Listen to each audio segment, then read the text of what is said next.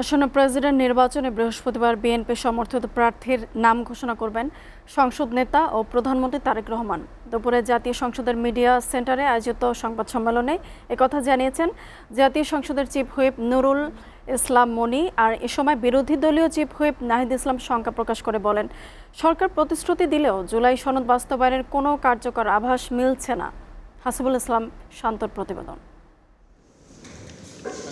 আসন্ন প্রেসিডেন্ট নির্বাচনের বিষয়ে ভারপ্রাপ্ত স্পিকারের সাথে ইসি সচিবের বৈঠকের পর মিডিয়া সেন্টারের আয়োজিত সংবাদ সম্মেলনে সাংবাদিকদের ব্রিফ করেন সরকার ও বিরোধী দলীয় চিফ হুইপ। আমাদের বিএনপি দলীয় চিফ হুইপ জানান, সংবিধানে ৭০ অনুচ্ছেদ বহাল থাকায় নির্বাচনে দলীয় সিদ্ধান্তের বাইরে এমপিদের ভোট দেওয়ার কোনো সুযোগ নেই। তবে জুলাই সনদ পুরোপুরি বাস্তবায়ন হলে ভবিষ্যতে সেই বাধ্যবাধকতা থাকবে না। আমাদের বিএনপি দলীয় প্রার্থী আমরা এখনও সিদ্ধান্ত ফাইনাল করিনি।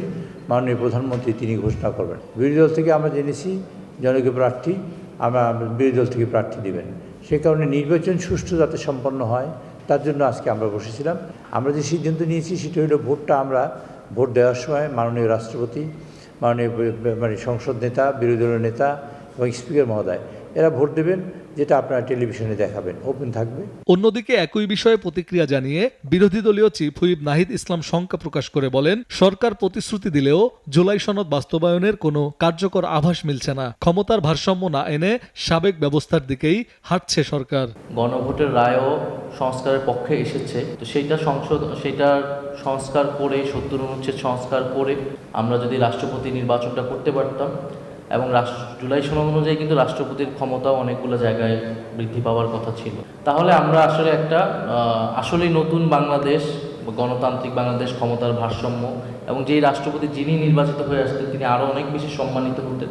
এদিকে নির্বাচন কমিশনের সিনিয়র সচিব আক্তার আহমেদ বলেন, আগামী ২০ আগস্ট দুপুর ২টা থেকে বিকেল ৫টা পর্যন্ত অনুষ্ঠেয় প্রেসিডেন্ট নির্বাচনে ৩৪৯ জন এমপি সরাসরি ভোট দেবেন এবং ভোট শেষে তাৎক্ষণিকভাবে ফলাফল ঘোষণা করা হবে।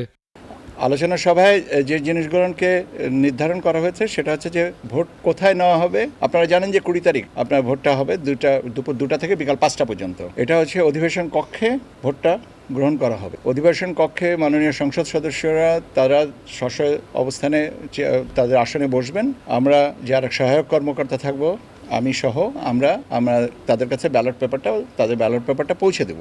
রিটার্নিং অফিসার হিসেবে দায়িত্ব পালন করা সিইসির অধীনে এই ভোট গ্রহণ প্রক্রিয়া এবং ফলাফল সরাসরি টিভি পর্দায় সম্প্রচার করা হবে বলেও জানান তিনি। হাসিবুল ইসলাম শান্ত, এসএ টিভি, ঢাকা।